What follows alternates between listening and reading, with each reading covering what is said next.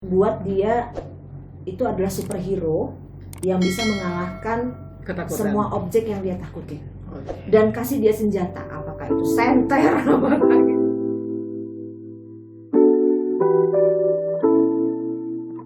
Oke, kita udah tahu gimana apa sih yang menyebabkan anak-anak jadi penakut. Bisa jadi karena pola asuh orang tua juga, bisa jadi karena lingkungan juga, bisa jadi hal-hal tertentu yang kita sendiri kayak Kak Mei bilang, kita cerita berdua ini nggak tahu anak dengar jadi takut juga karena dia masih berimajinasi, ya kan. Nah, tapi bisa diubah kan? Jadi kalau misalnya kebetulan anak kita memang kita lihat emang penakut sih anak saya nih gitu ya, dikaji-kaji emang penakut. Terus kita pikir-pikir, ya juga sih, ya kan. Kita kadang-kadang suka ngomong, mengatakan sesuatu hal yang ternyata buat kita hanya sekedar bercandaan, buat kita hanya sekedar supaya dia nurut, tapi ternyata nempel banget gitu ya sama dia gitu. Masih ada kok beberapa hal yang bisa kita lakukan supaya rasa takutnya itu bisa berkurang, ya. Mungkin untuk menghilangkan sama sekali tidak bisa. Tapi membuat dia bisa mengatasi takutnya, ya itu bisa. Jadi sebenarnya bukan bagaimana supaya anak tidak takut, Mbak Rin, tapi bagaimana anak mengatasi rasa takutnya. Karena rasa takut pada anak itu juga perlu kan, supaya anak bisa lebih berhati-hati. Bahaya juga kalau anak kita nggak ada takutnya, Mbak Rin. Nyebrang jalan nggak takut, mainin ular nggak takut gitu ya. Ya itu bahaya juga ya, malah lebih berbahaya anak yang tidak ada takutnya sama sekali ya. Nah jadi yang pertama bisa kita lakukan adalah stop hal-hal yang tadi kita sebutin. Kita evaluasi lagi deh, kalimat apa yang sering kita ucapkan pada anak. Kalau memang itu bikin anak takut, stop. Jangan menakut-nakuti anak gitu ya. Ajak anak bicara tentang rasa takutnya tadi. Ya, takut apa, kenapa dia takut ya. Dan hargai ketakutan anak, jangan disamakan dengan pola pikir orang dewasa. Anak-anak itu belum paham konsep ukuran. Misalnya ketika anak, kan kadang-kadang orang tua yang merasa anaknya lebay banget nih gitu ya. Masa duduk di toilet aja harus ditungguin karena katanya takut tersedot gitu. Karena kan anak belum paham konsep ukuran, belum paham bahwa berat besar badannya itu lebih besar daripada lubang toilet, jadi dia tidak akan mungkin tersedot. Anak kan nggak paham itu ya. Jadi kita harus paham ya bahwa logika anak, pola berpikir anak belum sebaik orang dewasa ya. Jelaskan kenapa anak tidak perlu takut pada objek yang dia takutin itu ya. Kasih alasan-alasan yang bisa diterima anak dengan gampang. Yang lebih gampang misalnya menunjukkan benda yang dia takuti itu mungkin dengan gambar dulu. Misalnya dia bilang dia takut pada sesuatu benda ya, padahal dia nggak pernah lihat itu bendanya apa, dia cuma dengar cerita gitu ya. Nah kita tunjukin nih, ini loh yang kamu takutin itu begini bentuknya, begini. Karena ketika anak dihadapkan dengan objek yang dia takutin, dia mungkin lebih bisa menerima ya. Lama-lama dia mulai kenal, lama-lama dia merasa oh ternyata memang nggak apa-apa deh gitu kan, nggak apa-apa kok gitu ya. Jadi misalnya begini, ada anak-anak yang takut dengar suara keras gitu ya. Nah, seperti misalnya apakah dia dikasih hadiah boneka yang bisa ngomong. Misalnya waktu dia buka dia senang nih, excited banget gitu ya lihat boneka. Nah tiba-tiba sama orang tua dihidupin tombol on-nya. Tiba-tiba si boneka bergerak dan ketawa kah itu atau menangis kah itu, nih anak terkejut dan dia takut, dia lempar bonekanya, dia lari. Sejak itu dia takut sama boneka. Padahal nggak semua boneka bersuara dan bergerak kan, tapi dia jadi takut sama boneka.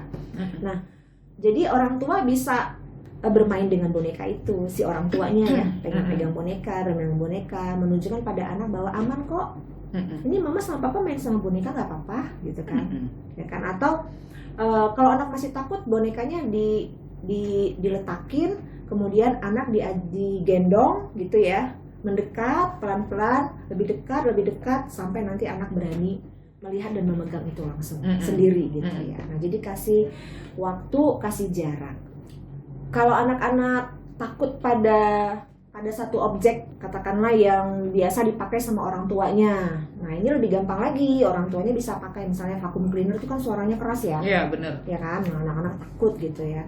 Nah ini dengan dia setiap hari lihat mamanya pakai vacuum cleaner ya, terus menceritakan ini gunanya untuk ini loh nak, kita pakai untuk begini.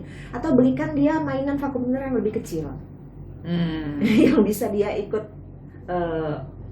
pegang, dia ikut bermain-main peran seolah-olah sedang membersihkan rumah pakai vacuum cleaner mainan dia. Nah ini juga lebih efektif ya. Bagus itu idenya. Kalau bisa ya bener-bener yang bisa nyedot juga kan lumayan ada membantu ya. Dapat ide kan? Kalau memang dia masih takut juga, misalnya takut gelap misalnya, ya. Nah orang tua bisa kasih senter. Kalau kamu takut sama gelap, hidupkan senternya, gitu kan. Kamu takut ada monster di bawah tempat tidur, ya gak usah takut, monster takut sama senter. Nah, jadi kamu bisa lihat senter aja. Ya atau misalnya botol spray ya, yang bisa semprot-semprot. Nah jadi artinya begini, buat dia itu adalah superhero yang bisa mengalahkan ketakutan. Semua objek yang dia takutin. Dan kasih dia senjata, apakah itu senter, apakah itu botol spray, karena kan ini usia anak itu berimajinasi. Dan di umur 2-3 tahun itulah masa-masanya anak belajar mengenali berbagai emosi, dan itu masa yang sangat membingungkan buat anak karena dia baru mulai menyadari, kok perasaanku kok beda-beda ya, hari ini kok aku merasa ini apa namanya gitu ya, ini namanya takut. Hari ini kok aku merasa lain lagi, ini namanya apa? Itu namanya sedih. Nah, jadi orang tua itu perlu memperkenalkan kepada anak berbagai macam emosi yang dia hadapi, karena kalau tidak anak kewalahan gitu. Anak jadi kebingungan sendiri. Nah, itulah muncul masa-masa tantrum. Dia kewalahan dengan berbagai perasaan yang dia rasakan, yang dia tidak paham itu apa gitu. Kenapa hari ini aku merasa seperti ini? Kok semalam lain lagi gitu ya? Karena memang kan emosi itu banyak. Nah, di situ orang tua yang harus peka. Jadi ketika anak misalnya berantem misalnya sama kakaknya, sama adiknya gitu ya, terus dia marah, orang tua harus kasih tahu, kamu marah ya. Nah, supaya dia tahu, oh ini aku marah ya. Misalnya ketika dia nangis, kamu sedih ya. Atau misalnya ketika dia lari sembunyi ke kamar, kamu takut ya. Nah, di usia itu orang tua harus berperan aktif, memperkenalkan semua jenis emosi, mengajarkan pada anak kenapa dia merasakan emosi itu, apa yang dia harus lakukan supaya dia bisa menerima emosi itu dengan baik gitu.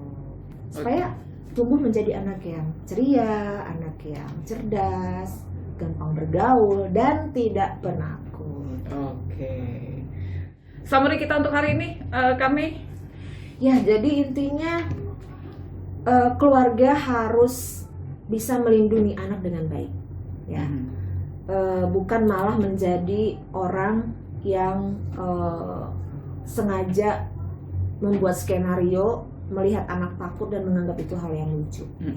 Orang tua harus bisa menjadi pelindung buat anak-anaknya, harus bisa mengenalkan emosi dan mengajarkan anak bagaimana menghadapi setiap emosi yang dia rasakan, supaya anak-anak bisa tumbuh menjadi anak yang sehat, ceria, pemberani. Karena anak penakut jika tidak ditangani sejak dini akan terus menjadi penakut sampai ketika nanti dia dewasa, dan ini akan banyak mengurangi kesempatan dia untuk meraih masa depannya yang cerah.